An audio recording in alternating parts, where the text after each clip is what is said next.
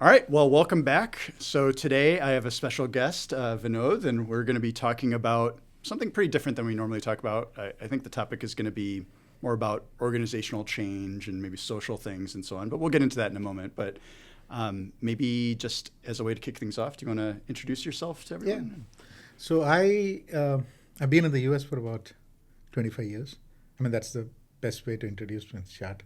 And then I started my career, an electrical engineer, started my career selling computers, assembling computers and selling it, 80, XT, 386, 286. Really? Yeah. And That's cool. then came the Pentium, and then I got off that and then lost some money in shrimp farming, and then started a software company, pre-internet in India, where we tried to bring British pharmacopoeia and Indian pharmacopoeia together and bring the pharmacists, the doctors, and the pharmacy colleges, so that when you take a medicine, you kind of can understand the chemical name and pharmaceutical name and all those things. Huh. But then internet came, then everything was available. It did not work, and I moved from sales to doing program management, agile, and all those probably in 2010.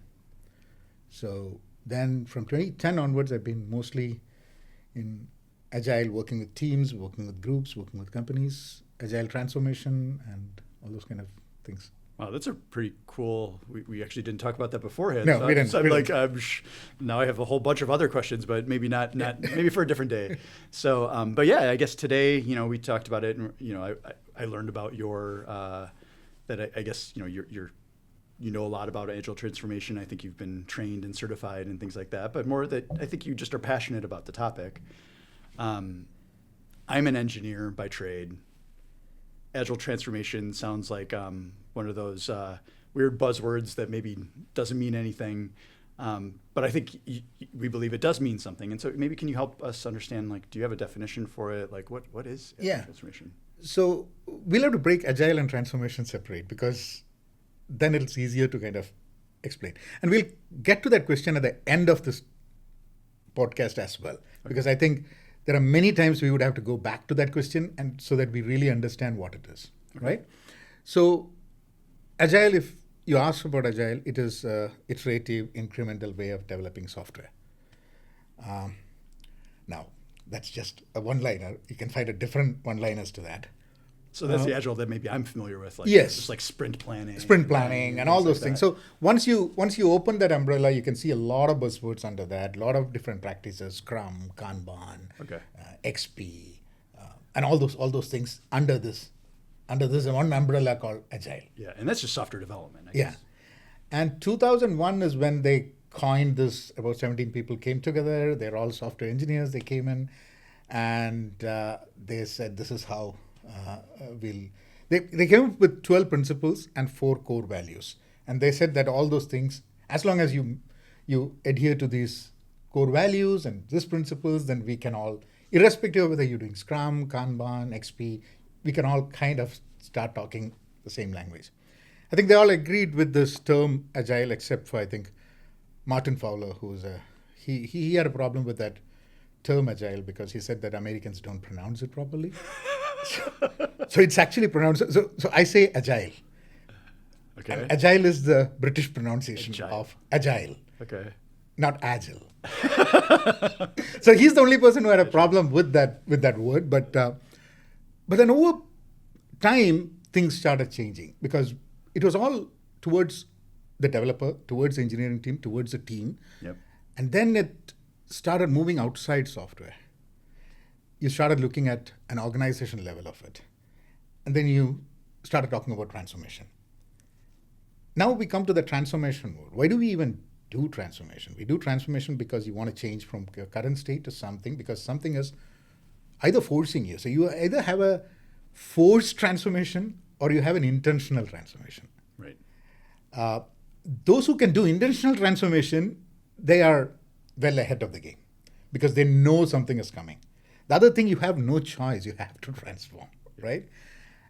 And in that case, you've seen a lot of companies, and that comes to business transformation, organizational transformation, all these things come. So this agile word kind of becomes out of place there when you talk Yeah. about transformation. Because I mean, transformation sounds like just change. Yes, Like I want to make a change. yes. And that's okay. And transform. And the change becoming sustainable change is what makes you transform. I see. Okay. Right? Okay. So we would want to change every day, but then over a period of time, we are transformed into something else, good or bad. Okay. Okay. Right? So business situations, there's a lot of change happening within the industries that we work with. What we do, the way we do right now, doesn't help us, doesn't make us capable enough to address the changes that will come tomorrow. Now, how good are we in envisaging that is important. And everything is software, everything has software teams, everything has engineers. So this agile, which is at a team level, plays a major role when you talk about transformation. Wait a minute. So hold on. Yeah. So are you then telling me that Agile got attached to transformation because we said, okay, we're trying to change something in our business. Yes. Our business involves a lot of people. We Yeah. need to change how they do things. But those people use software to do their things. Yeah. So we're going to change how they do things by changing their software? Is that No. kind of the thought process? No, the software is the lifeblood of any change that is happening within the new organization. Okay. So if you don't change the way you're building softwares, assume that the software is what runs your business, Right. right? And you have software teams of building software. Now, if they don't have a better way of building the software, if they don't have a better way of prioritizing the right software features to be built that will enable this change, so everything is dependent on that team or set of teams who are building the software, enhancing the software, getting these features in. Because there is no business without this software in place. Yeah, but there's no, but that's just the software part. Yes, that's the software part. You still have to change the people and how they think and how Yes. all of that, right? Yes. So is there a way to explain why the two words came together? Because I mean, it seems, I guess I get the description, but it Yeah. seems a little bit random. Right.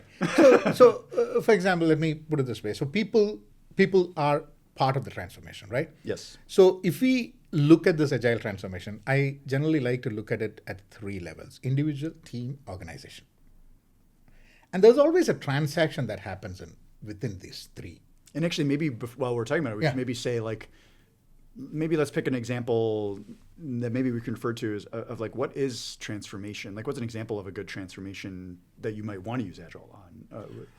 I can tell you about one transformation. For example, I was working with a company where they used to have the data of about 2/3 of the foot traffic that goes into Safeway or any of these companies. Okay. Okay.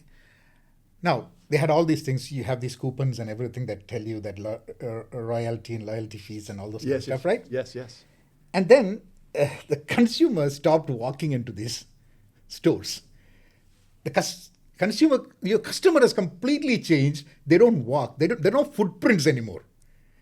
They're all digital. So all these things don't mean. So what happened is that you had a market share of 2/3 of everyone who buys something in America. Right. And then over a period of time, people are buying in somewhere else. I don't have a data for that, right? Right. So what happens? My business would Die.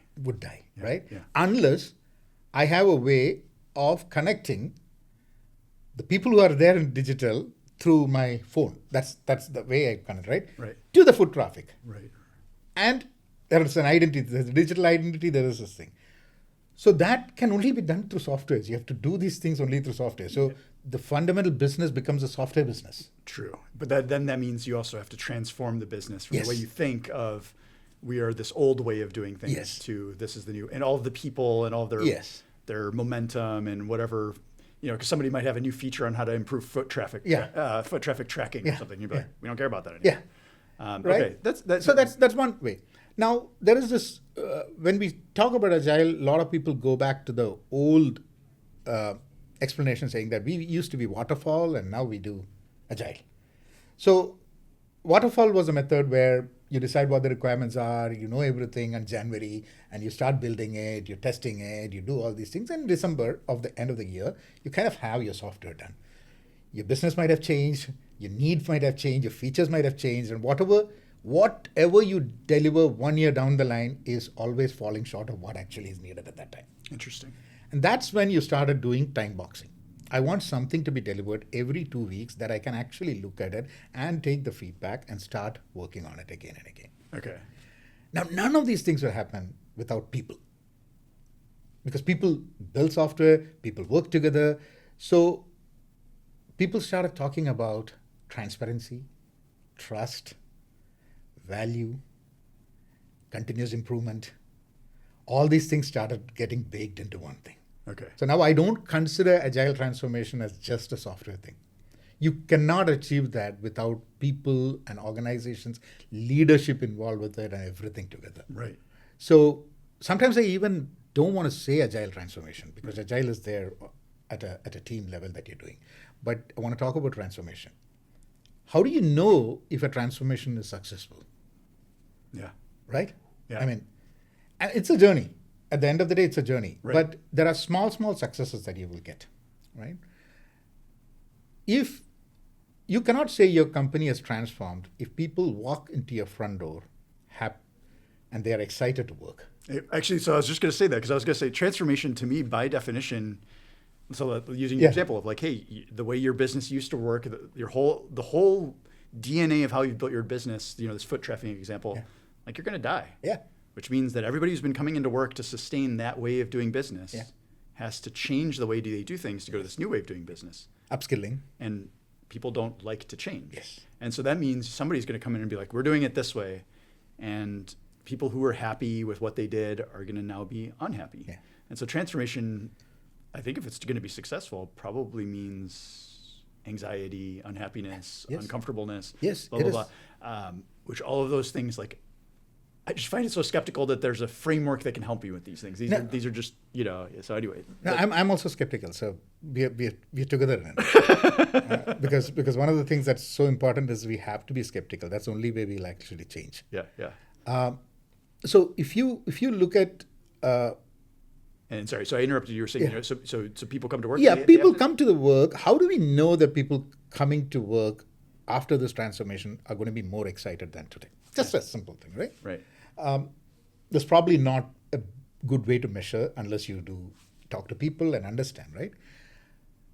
What the people who are doing transformation will never tell us is that it is painful. Right. They say you have a lot of pain, you have a lot of change issue. This is going to fix it. Yeah, exactly. But transformation is very painful. Yeah. It's very painful. It is very uncomfortable. But only when you go through that pain, accept that pain, and people lose patience in transformation because people want things. It's a reels generation, right? 30 seconds. You want to get that thing. Yep. So that's why we have to actually work at the team level, make sure teams are maturing, because you cannot bring an organizational transformation, an agile level transformation into a team that is not mature by itself into doing things. Right. And that is one major problem that happens because you have teams at different levels of maturity of doing things. And you bring a big process on top of it and say now, and so people are not able to hook onto it and start working. And when you say maturity, do you mean in terms of how they operate day to day, or do you also mean just literally social maturity? It is both. Okay. It is both. It's both because say there's let's take just a small team, 5 to 9 people. That's what, and a Scrum team. They're doing backlog reviews every week. They're doing daily stand-ups. They're doing sprint reviews, demos, planning. They're doing that. They're maintaining the foot traffic database. Yeah, they're doing that. And they are just one single team, right? Right. And what I've seen in my experience is that when you have this so many teams that are working individually, they feel they're efficient because they don't have to talk to other people. Right. But when you're looking at organized transformation, you're forced to talk to other people. Yep. And people are not easy to talk to. Yes. Right? So teams have to come together. So there is a transparency, there's a trust. How do I trust you? How do I know if you say that you're going to do something, you're going to do that? Because I'm banking my third sprint on your delivery of second sprint. Yep. And I'm bringing all these things together. So that needs a lot of leadership buy-in into it, because leadership have to provide cover to a lot of people, because there are people who will try to move faster and they won't be able to move faster. There'll be frustration and all those things. So it's a very people-centric thing. It's not like transforming a process. Right. Like I'm drawing one process and I'm drawing another process and say, this is the old one, this is the Just new do it one. this way, yeah. Just do it this way. Right. But this is not that way. And that's why it becomes very, very important to make sure you get buy-in from people at all these things. And that's why it said about transaction. Why does an individual in a team, what is the transaction of an individual to a team? I'm an individual. I am in this company, working in this company to get my paycheck. Maybe something more than that, but if you're not going to pay me, I'm not in this company. Right. Right. That's fundamental stuff. But then there is more things that will make me more productive. That team is about 5 to 9 people. When you look at transformation at an organization level, how do we make this one team a cohesive unit? Because you cannot, 5,000 people change this way is very difficult. Yes. 30 teams start working this way. Unless the team is a cohesive unit, it's very difficult to get this 30 teams together. So let me see if I can kind of play that back to you. So I guess what you're saying is the reason why the team is so important is that, first of all, you need to make sure they're mature enough to be able to accept what the path you're going down. Yes. They're flexible enough. They have execution processes that can align with the broader Yeah. goal. They're personally mature enough to understand why we're doing this, all of that. But then now you can treat them as a aggregate unit. Yes. And now you can think bigger picture. Yes. And so you start at the team level so that you can now abstract to the higher level. Is that Abstract to the higher level. Is that a way to think Yeah. of it? Okay. That is one part when you're actually working from the bottom up. Okay. Now, that doesn't mean that the top should be fully aware of what's happening over here. The leadership, it all starts with, why do you want to do transformation? Yes. That question, right? Yep. If the leadership doesn't have an answer for it, then don't waste the time. Yes. Right? The leadership would say, I want to have this much market share in this particular area over the next 3 years. That's a goal. Now you go down and see what needs to happen, which means your system A, system B, and system C should change. Yes. Then you decide, you have a hypothesis that this is how it has to change. You don't know whether it's going to work, but you have a hypothesis. Based on all the experience that you have in the company, you're basically saying that if these 3 systems change in this way and start talking to this way, we are potentially going to have this benefit there. Yep. Now, the system, each system, if you take, system is a combination of probably 10 teams building into that system. If you look at a IT, you have a sales system, you have a delivery system, you have a HR system, you have all these systems working together, right? Right. And that goals trickle down over there. So when I take one epic or a story, as you say, within the team, how do I do a reverse traceability into what I want to do at organization level? Exactly.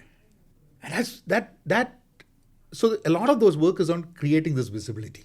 Yeah. Because the way you just described it, you're like, okay, we said, okay, now we have teams that are kind of coherent units, which, Yes. by the way, that actually makes sense to me. Yeah.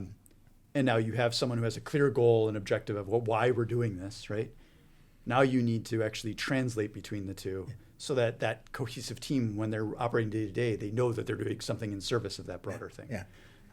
I will have to say that generally when I've seen transformation used, none of these things happen. Because it's very, very, it's painful, it's uncomfortable. You need a lot of time for that as well. Right. So is there now I think I understand where you're getting to there. Is there a strategy for this that Yes. So now we go to agile transformation, right? Agile was always on a team level. Exactly. Now, then they figured out that you can't just talk about on a team level. You have to go on an organization level. You have to start scaling it. And then frameworks started coming. You have scaled agile framework, the SAFe, and then SAFe is a scaled agile framework, then less disciplined agile. So everyone kind of created their own scaling model. And scaling model, there are some people who stood back and said that, no, agile can never be scaled. The moment you take it beyond the team, it's no more agile. Yeah. Right? So there's a lot of these By conflicts the way, that happen. I've heard that I think I've heard some of these things, and I think sometimes they're used even just in software engineering, like outside of transformation. Yeah. So scaled agile would be, how do you take the software engineering practices of sprints and burn downs and so on To a and PA. to now a full business unit of many teams working on a large product. Yeah. So that's separate from transformation. That's its own thing. That's all part of this transformation. So now Transformation happens because you have a goal at the top. Okay. And that is what you want to transform. Now, these are all mechanisms to get you over there. For example, what we're doing right here is we have about 15, 16 different teams. Everyone had their own way of working. Everyone was working. Everyone was doing. Now we got everyone to work in the same cadence, which means everyone starts dancing at the same time. So at this point, after 1 year, what we're doing, everyone in the group knows exactly what that team is going to do in the next 3 months. So if I have committed to do something in the next 3 months, and your team, I'm dependent on your team, I can make sure that we negotiate that dependency much ahead. And so it makes it very easy for us to actually, when I say easy, I shouldn't use the word easy a lot because it's not easy, it's very tough. But it's possible. So when I start visualizing and making this available, first thing that comes out is inefficiency. How can people accept inefficiencies in something they've been doing for so many years? It's not easy. You're saying, hold on, you're saying part of this is that you must become inefficient? No, you will uncover those inefficiencies. I see. Now, some people are uncomfortable of uncovering inefficiencies, now I see. Okay. Right? But that is where you need this trust and commitment and from the leadership, the buy-in from the leadership and everything, that when these inefficiencies are uncovered, you don't go and say, hey, you've been inefficient for the past 5 years, what are you doing? But that is where continuous improvement comes.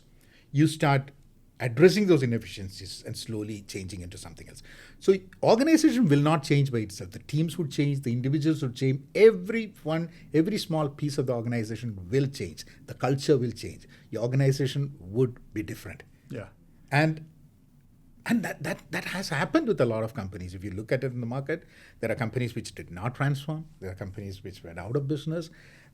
And the problem, at least being a practitioner in the field, the problems I have is that there's so many buzzwords that even I'm lost. Yes, exactly. Right? When I say transparency, what does that mean? When I mean trust, no one is going to say they're not transparent. No one is going to agree they are not trustworthy. I mean, that's one of the things I was kind of thinking of asking is these things are not measurable, are they? I mean, actually, I'm just like sort of baffled by all this, to be honest. Because we started with, okay, these are all engineering kind of mechanisms. Like I've learned to understand the difference between waterfall and sprint at a high level, right? I live it, but I don't think anyone does it perfectly. So I definitely don't feel like I'm an expert on it. But I think I've mentioned in previous podcasts that I used to be in the CPU world. CPU world is absolutely waterfall because it's silicon and so on and so forth. It makes sense. Yeah. Software world makes sense for it to be sprint. You need to iterate. You can change code quickly. Blah blah blah. Right. So, and I understand all of these things in the engineering world. I can open a ticket for a feature or a bug and track it. Okay.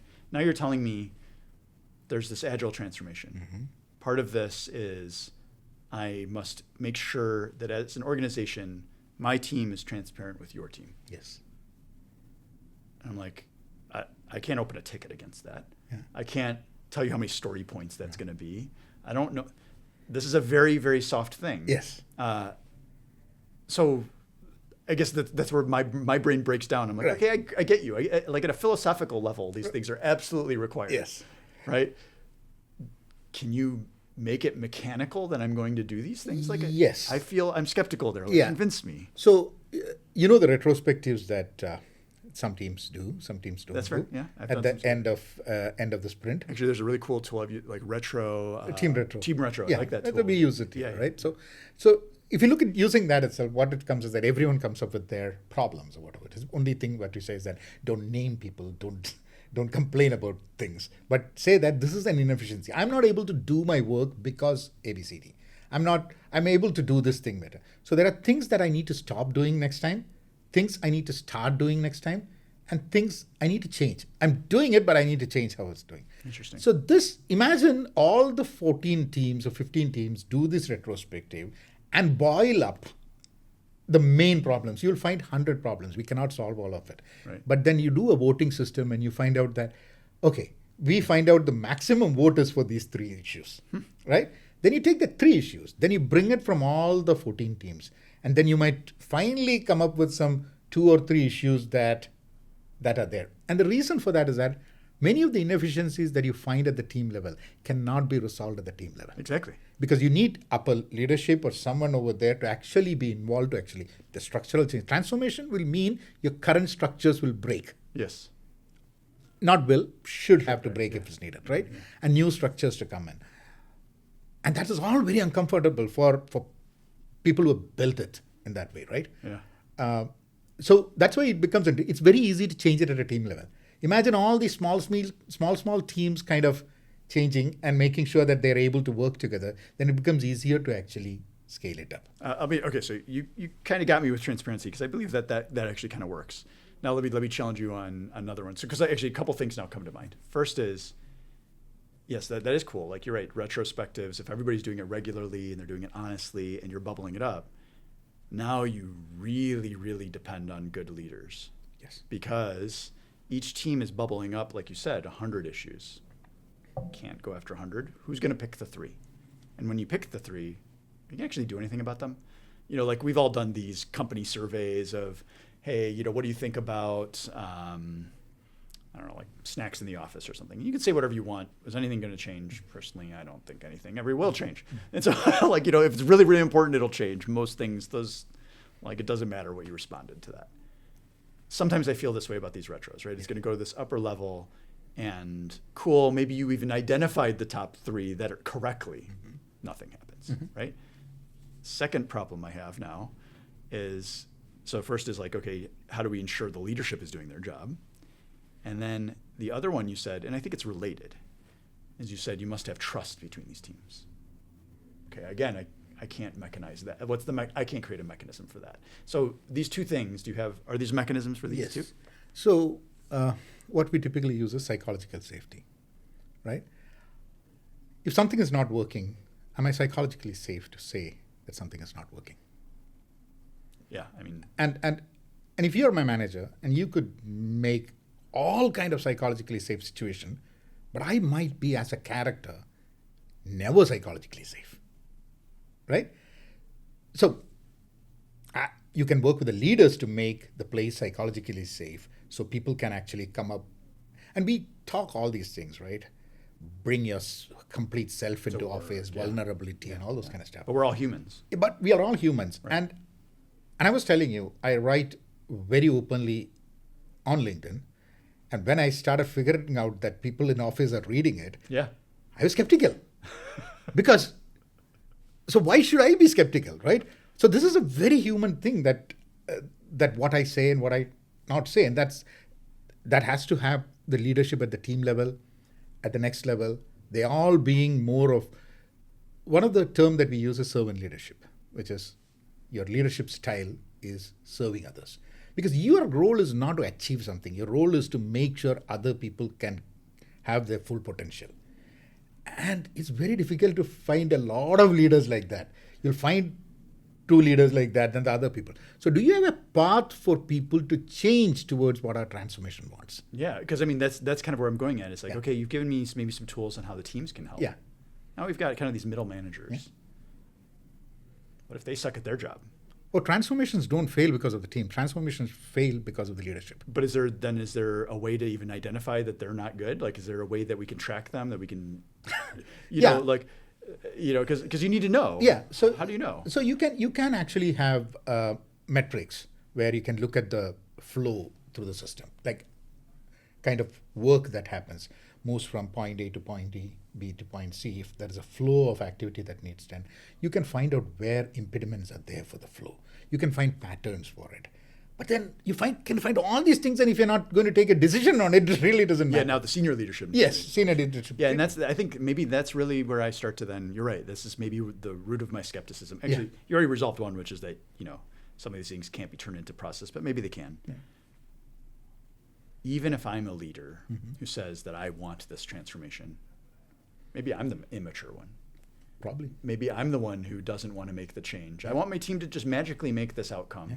But I don't want to make any of the hard decisions that will actually make that happen, right? I might have to reorganize my teams. I might have to, this team is not the right fit for where we're trying to go. I might have to bring in new teams. I might be the wrong fit. Yeah. And that's Can this framework help with any of this? no. Can the framework help? Framework. So that's why it's called a framework and not a methodology by itself, right? In the framework, you kind of start using your company how to work within that framework, and that's something. So that's why one transformation in one company is not the same as a transformation in another company. Which is why I don't believe. I think that's the root of my skepticism. Yeah. Right. So like we have this phrase, agile transformation. Yeah. Which implies to me anyway. Yeah. It's like I don't know. I say something like calculus. Yeah. It's a field, right? Like and you can learn it and do it and and apply it. And even a transformation transformation sounds like it's very so that is where the framework helps in the sense to get started.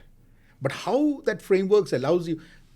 So I ask myself this question when I go to companies, and I ask myself, what is my real responsibility? Because Right? I'm trying to not pick on you directly. No. You say you're a practitioner, right? So I ask myself, what's the question? Yeah.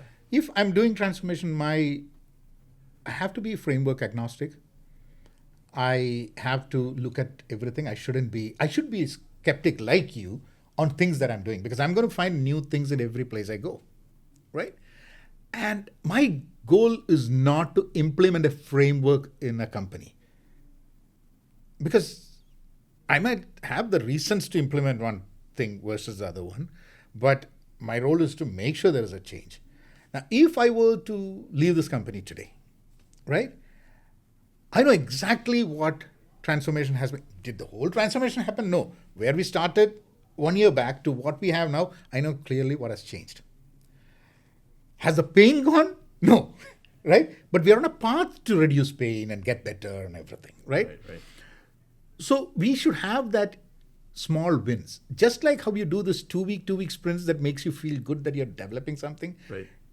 There is a roadmap. So SAFE has its own roadmap that you have a sense. It all starts with a sense of urgency, and then you have a guided coalition. Then you train people, go through that whole process.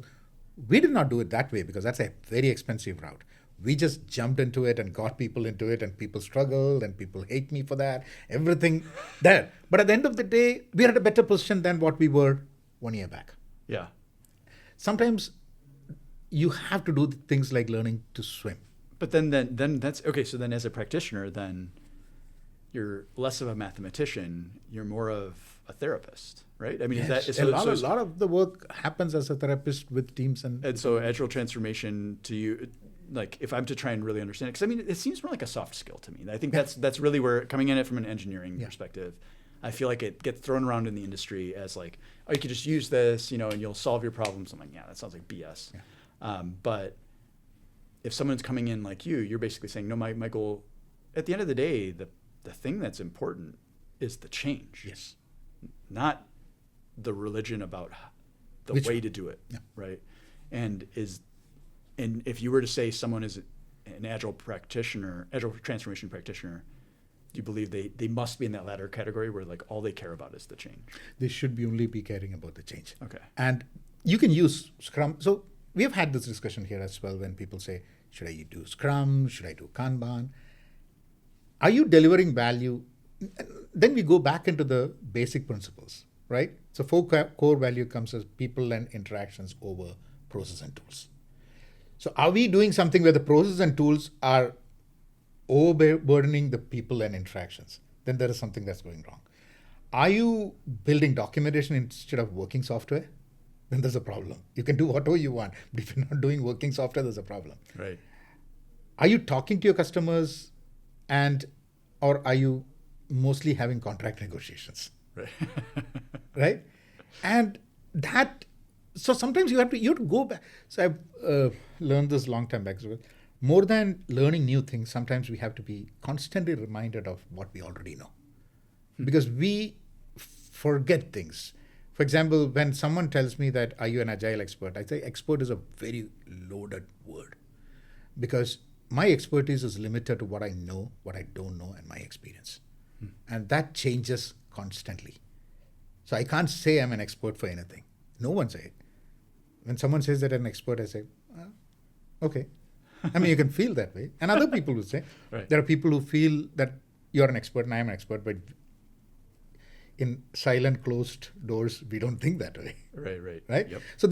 So much of the work is actually talking to individuals and making them empower and do that. some of the simple questions we would ask the team is that, why are you doing this?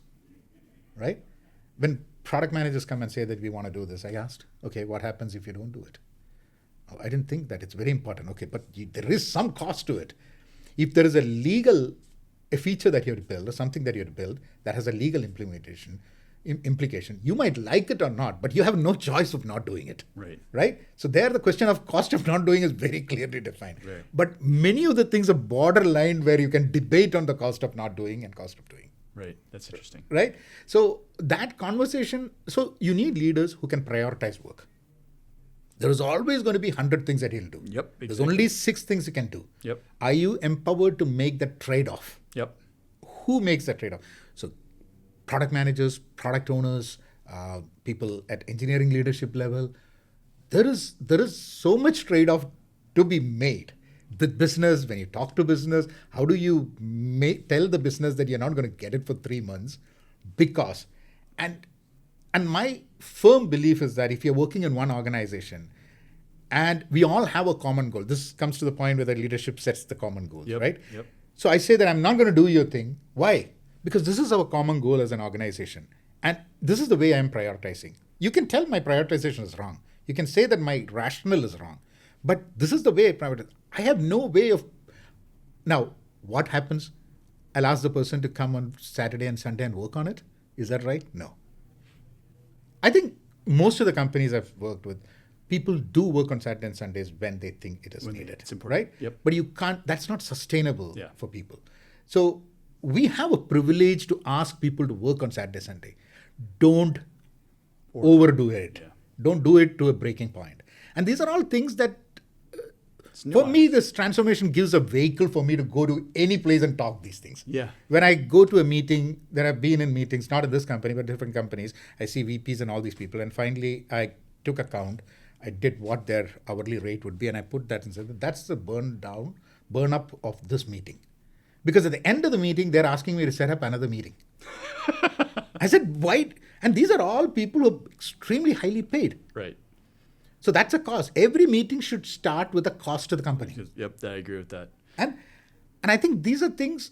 So I have this blanket of agile transformation to talk these things, right? But there's all more nuanced things. Yeah, those things. So anyway, I think we should start to kind of Yeah. maybe wrap things up. But I guess if you were to leave the listeners with anything on maybe how to learn more, or like, is there a reference that you personally like on, hey, if you think there's something here, like read this book or read this? I would say that if you're not reading fiction, literature, poetry, start reading that. That's a fantastic one. Actually, it's funny. We talk about that, like Yeah. read books. Yes, read books. And I want to actually, there's one thing I want to leave. So Philip Levin is a poet. So he's written this poem of Why We Work. And it's a poem from the Depression era where you stand waiting for, you don't know whether you're going to go get work today. And you put your complete burden on one leg. And when that hurts, you put on the other one because you have long line. So he's working in a steel company. So he's been making something in the steel company. From West Virginia, a young kid comes and joins the steel company. And he asks Philip Levin, Depression time, during that era.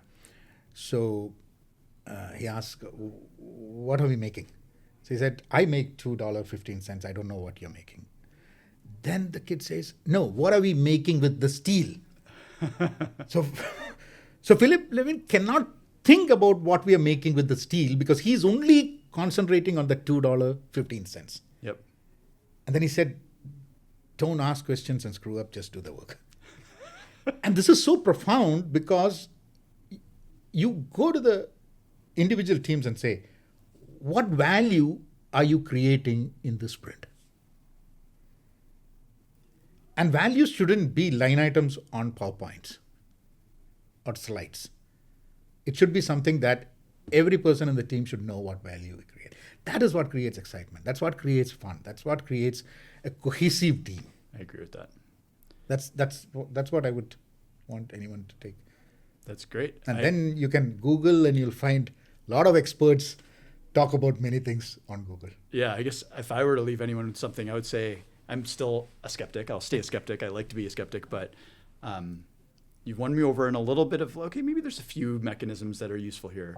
I'd say more than anything where I'm ending up is I need to trust the person who I'm asking me to help make this transformation. That do they have the right mindset? Do they have the right agility themselves to kind of figure out what the right solutions are?